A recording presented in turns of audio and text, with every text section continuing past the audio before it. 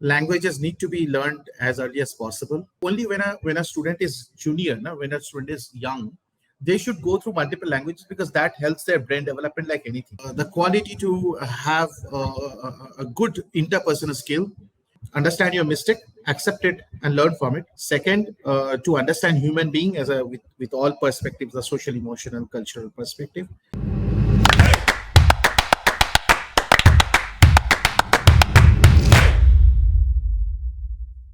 Hello everyone, I'm your host Seema Chhoriya and I welcome you all to another episode of Great Principles.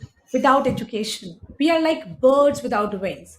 In today's episode, we will learn how education lends us wings, wings to fly, wings to soar high in the sky, wings to achieve our dreams, wings to understand that there are no boundaries and to become a citizen who is not restricted to one area, who is a global citizen. Please join me to extend a very warm welcome to our very devoted educator of the day, Mr. Abhishek Bagchi. He is director of MIT World Peace School, Pune. Welcome to Great Principles, sir. We are very honored to be with you here in conversation today. Thank you, Seema ma'am. It's a fantastic start that you had. It really strike the right chord, and now I'm like very much after listening to you, I'm very much ready in talking to you.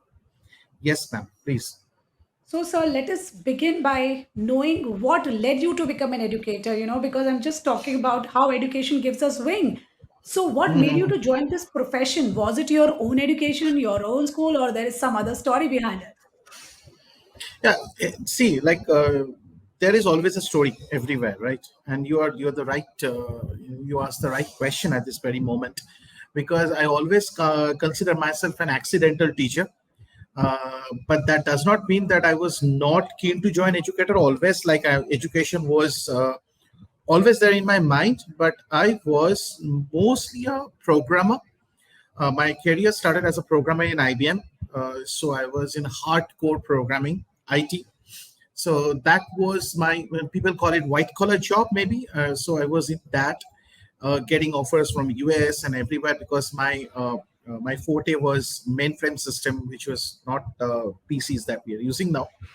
So we were getting a lot of offers, everything. But I don't know how it happened, but gradually it happened. Like I was not finding myself like, this is what I need to do. So I was enjoying programming. I love programming even today. But I was in there was something which was calling me somewhere, and accidentally it came up again. That's a long story. I'm not going to spend the whole interview in that. But accidentally I came, and I had my own company who was doing event management. So people change jobs, I changed professions. I was like close to 7 professions in my life already. So I just accidentally going, and I was like, inviting one of the principals of a school, who just told me like, no matter what happens, I want to in my school as a teacher. So that was the starting of formal education, where I become a teacher, and I got stuck, as simple as this. And anyone who has taught inside a classroom and I love that teaching profession will know what I'm talking about. Like, once you get in, and there is like, you cannot get out, like that's what we got stuck in a social, emotional way. And considering that my salary and everything, my income dropped like anything when I become a teacher. But uh, that was inevitable. So I said, like, accidentally came inside a classroom as a classroom teacher. But after that, the journey continued, and it's like almost 20-25 years. Wow. Yeah. So, having been in so many other professions and continuing in this domain, definitely Right. there had been some very great inspiration behind this. So, I would like Right. to know from you now, how would you motivate today's youth to join up education? As you mentioned that yes, your salaries drops in greatly when you come to this Right. profession, but we need a lot of youth to come in with fresh thinking, with different approaches, and help the coming generation. So, how would you Right. do that? Right. So, first of all, like, everyone will look after that of whatever the income and everything. So there is a saying, like, people always, like, even my students, they talk about what is a market saying, what will be the prediction coming into the market. So that, even in our times also, we were talking about that. So it's nothing wrong in it. But what I can say, like, if the youth which is like, who is listening to me at this present moment, I can say that this education is going through a very nascent stage. That's what the knowledge industry went once upon a time. The IT went once upon a time. So there are a lot of changes and growth happening in education. So if an IT professional can become a director of an organization, and that too a big organization like MIT, so you can understand that there are a lot of scope that you have, and just you have to understand the right process, the right path, and choose your own mentor. The mentors are very, very important. So you choose the right mentor, and there what you learn, and the most importantly, and this is something that is very important for the young generation, focus on your horizontal growth. So if you more focus on the horizontal growth, automatically you will see that you are rising up, and you don't have to chase behind some jobs or some big post or designations that will come to you. The Provided that you have that much of knowledge and skill, so you keep on developing those areas, and get some good mentors, good people around. Don't be the smartest person in the room, because that is not going to help. So listen carefully, and get good people around you, and you're going to learn, and you're going to improve like anything. And trust me, the amount of growth. See, please understand, I was a teacher in 2011. So this is 2022, hardly 11 years. So 11 years from teacher to director. So it's like a big jump, right? Last 5 years back, I become a principal. So like it is possible, provided that your growth, your vertical growth is right, your content is right, and above content, your intent is right. So your intent and content both are in the right place. Definitely no one can stop you from growing in this profession. And trust me, again, the other professions, they are also equally competitive and equally demanding. So don't you ever think that going into any other profession like engineering and doctoring, you'll be flourishing like anything. It doesn't happen like that. So if you have that that feeling of interacting with the kids, interacting with the youth, if you have that comfort, and if you have that interest in going into that domain, then this is your profession. You should be you should be vouching for it. And yes, as I said, like, there is less competition here. If you are a good teacher, definitely people will identify you, recognize you. And if you're really a good teacher, what you should be doing, actually, you should be finding out my name in somewhere, maybe LinkedIn or any other social network. Send me a CV. I'm looking for good teachers. Trust me. Wow. Wonderfully explained, sir. So, to my dear viewers, if you have the right attitude and right approach, growing in any vertical is very much possible. And yes, education is also full of opportunities. There is so much to do and learn here, as sir rightly said. So definitely explore this option also. Sir, having said that, you explained how very beautifully that what right kind of approach, right kind of mentorship, right kind of courses is required. And NEP is also talking a lot about this. So I would like to know a little more thoughts of yours, that do you believe that this policy is one for the long run, or it is just a temporary part of educational reform? What do you think about it? That's a good question. Like, is it for the long run? Is it a good policy? Definitely, it's a good policy.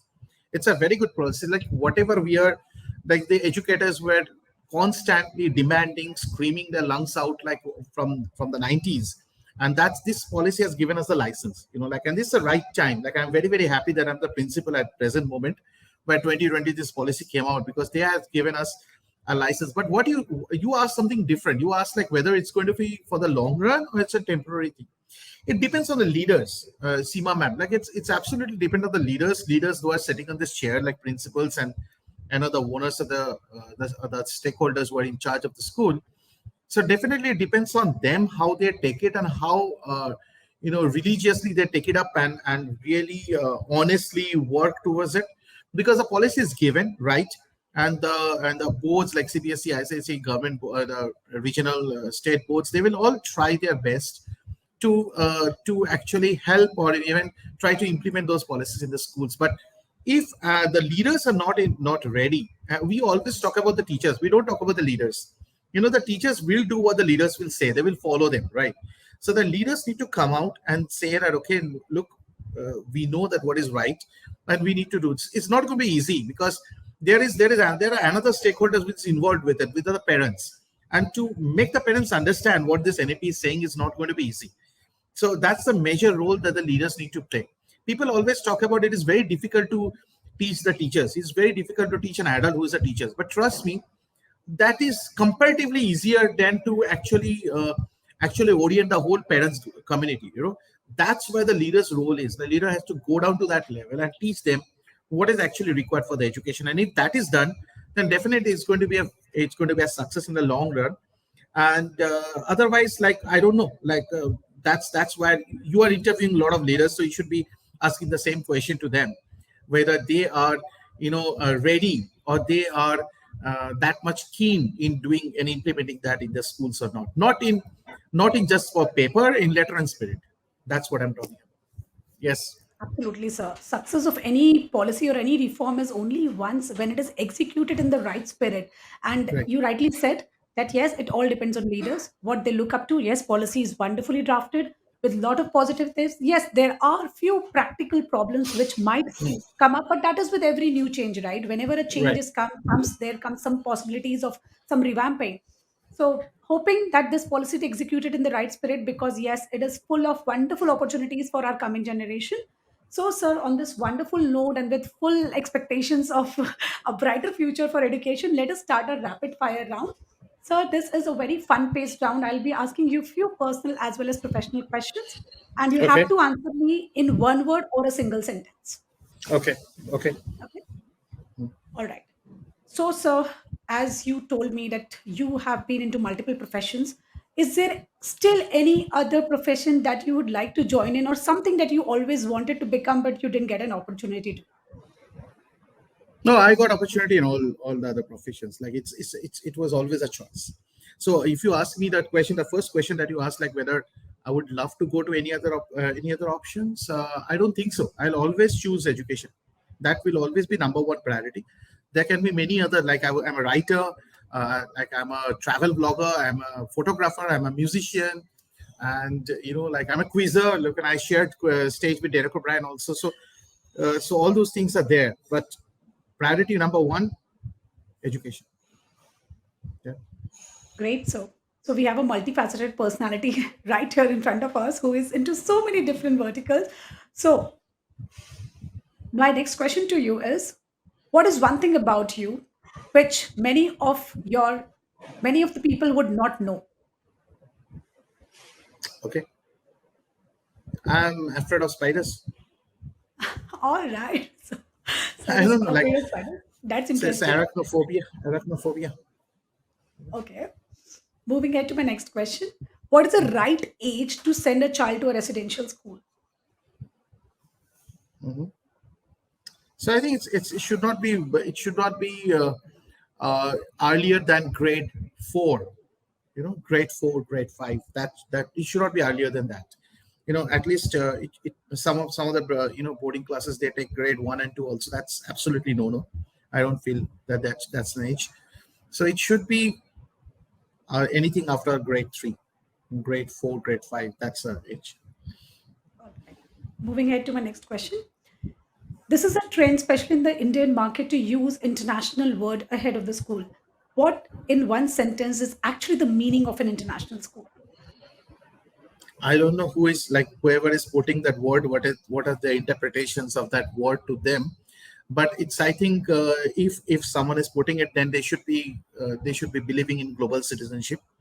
That is what should be the focus here. Like, if you're creating a student, like if you're responsible for making the life of a student, then definitely the student should be exposed to the global cultures and the global citizenship requirements. So I think in that way, a school can become international in true sense.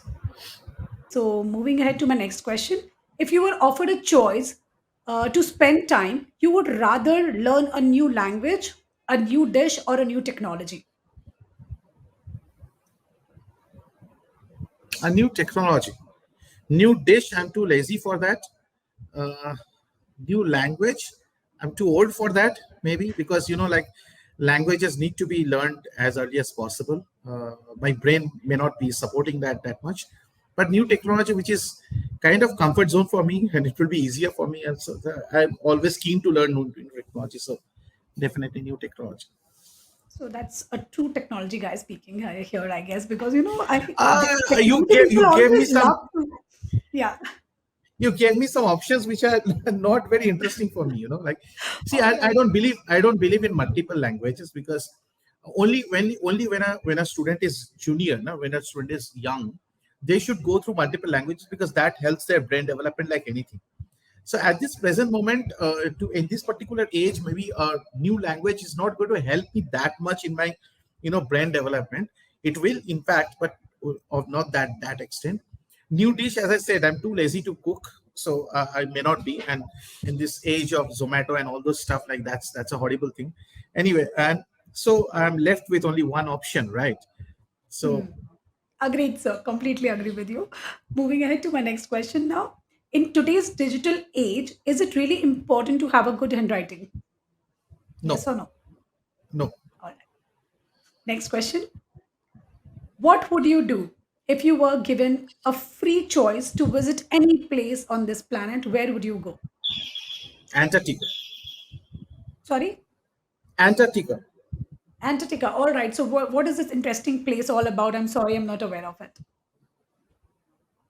So that's a place which I cannot afford to go, right? Like, I need real government support and everything to go. And so you're giving me a choice, right? Any other places I Yeah. can visit. I'm a traveler. I visit a lot of places, but Antarctica, I need a lot of Okay. government support and any other support. So definitely, I'll take that choice. All right. Moving ahead to the next question. Which is your favorite place that you had revisited multiple times? Sikkim. Sikkim. All right. I Definitely love a Sikkim, beautiful and place. I've revisited a lot of, like, many times. What three qualities are essential to become a 21st century school leader? Okay, the quality to say that I don't know. That's first, because you are a learner. And the quality to have a good interpersonal skill, where you must understand the human being, the social and emotional aspect of the human being, not the only interpersonal skill that people usually portray, not that part. Truly understand human being. That's second. And so the first is like lifelong learner, as I said, like you should be saying that I don't know. And the third one is, of course, like to accept the mistakes, to accept the mistake and say that, okay, this was my mistake, I'm sorry, and let's move ahead with it, and let's learn from it. So these are the three most important. Like, understand your mistake, accept it, and learn from it. That's number of that relearn, unlearn, and learn cycle. Second, to understand human being as a with all perspectives, the social, emotional, cultural perspective. And the third one, definitely, to what I said. The third one, I forgot. Uh, All right. So, it was about learning. yeah, learning. Right. Yeah. All right, great, sir. So these definitely must have three qualities. So this was a rapid fire round. In few sentences, also we got to learn a lot from sir. So now moving ahead to our expert talk question. So, sir, we spoke about a lot of things. We spoke about NEP. We spoke about being a global citizen, being understanding the meaning of the word international, and a lot of things we spoke about. But now let us talk about something which is very very essential. With the things our generation is moving ahead, we saw COVID. There were a lot of things which were unfortunate. We were not prepared for it, and now it's high time that we need to revamp our curriculum also, because our children need to thrive to a world which is completely unexpected. As you mentioned, being a lifelong learner is not only the quality which a leader requires, even the students need it. So how do you revamp your curriculum in a manner so that it transforms teaching as well as it helps 21st century students? Okay. So what is happening at present moment, like, most of the educators, like we all are doing it wrong, and even it includes me. Now, why I can say that, because, like, there was a time we were talking about the content, the syllabus, and we were mostly focused on finishing the syllabus. So we were imparting knowledge to the students, like that was the syllabus dependent curriculum most of the time. At presently, all the boards, NEP, everyone is talking about competency. Okay, they are talking about skill development. They're talking about competency and skill development. So if we have to quote Simon Sinek, which we're talking about the golden circle, so that content, that knowledge is the what, WHAT. Okay, what that we were talking about. When it comes to competency, the whole orientation of our leaders have changed to competency. Okay, everyone is looking at a skill. So that is the how part, like how you're going to develop the competency, the skills, and everything. So if a student develops the skill, they can handle the content better. As simple as this. So if so how to handle the content better, that's a skill that you're going to impart. But what is missing in this whole equation, which hardly anyone is talking about? There are people who are talking about, but it has not come to the priority number one level. It's like, what about the why, which is the core of everything? So what is happening here? You ask a random student, you ask a random teacher, they don't know the purpose of the education. If you ask a random student, they will say the purpose of the education is job, but that is not the K-12 work. Nah. It may be that why the job can be a why in the university level. I'm not sure because I'm not a university professor, but in K-12, the competency, the skill is not the why. The why is the social, emotional, cultural purpose of the whole education that we are giving them. So somewhere that purpose, we are still not getting that purpose level, and we are very much focusing on the how and the what part instead of focusing on the why part. You know what is happening in many good schools? And there are many good schools who have given that social, emotional, cultural aspects in a high priority. They are really giving it very lot of importance, and along with that the skill also, even in my school. But still, what is the mistake that we are doing? We have got a curriculum, a content, a text, something, okay, that knowledge, and we are trying to map the skill with it, and we are trying to eat. If we have got some amount of time left, then we are trying to map the skill with some kind of social, emotional skills. It should be reversed. The whole content must be developed with the social, emotional purpose. Map it with the curriculum, we map it with the skill. What kind of skill can develop if the student's purpose is actually the environmental development, actually to protect the environment, actually to cater to the social, emotional needs of the people, and then move to the syllabus part. So it should be a reverse process in whole curriculum design that we should be doing.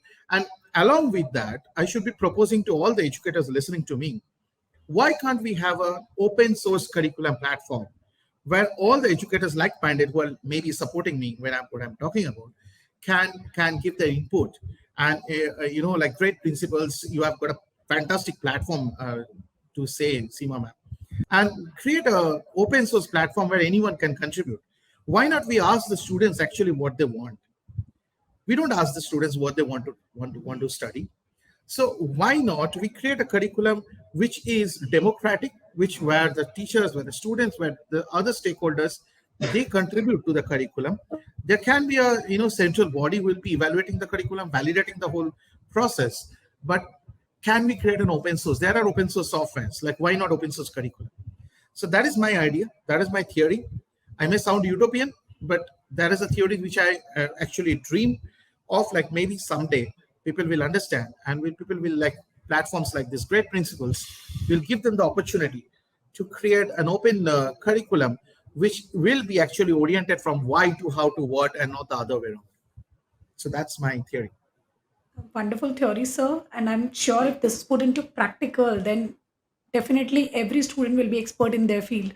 So, and I really love the point where you were very, very honest and you said that this same thing is applicable to me also. Even in my school, I'm not able to practice the same theory. So, this is something, which not very people accept it easily, that yes, even I am the culprit of the system and even I am doing the wrong. So, I really love this honest point of yours. So, every expert was once a beginner, and somewhere the learning of any kind of curriculum starts in the schools. And with sir's theory, I'm sure that if it is applied in the manner it is supposed to be, then our children will definitely have a wonderful future. So So yes, can I interrupt you for 1 second? Like, sure sir, what sure I'm sir. trying to say is, like, the best part of my organization where I'm working is like, there here you have the scope of doing it. Like, so MIT, you must be knowing, it's pretty famous organization. They believe in spirituality and science, confluence. So this is an organization where you can do it. That the scope is there, so that the right people in the right time can actually create history here. So that's the best part of the organization. So yes, we may not be there yet, but that's the orientation is there, the approach is there, and the intent is there. So that's what I was trying to say. Yes, Seema ma'am, over to you. Certainly, sir. So with leaders like you, the best practices will certainly come into practice, and we would see transformation in education for sure. So it was great to have you on our show. I thoroughly enjoyed the conversation. It was very, very informative, and a lot of insights were there. So thank you so much, sir. I feel blessed, and we at Great Principles feel privileged to have heard your wise words. Thank you so much. Thank you, Simama. Thank you for inviting me and giving me the opportunity to speak to you and Great Principles. It's a fantastic job that you people are doing. Thank you very much. Thank you, sir.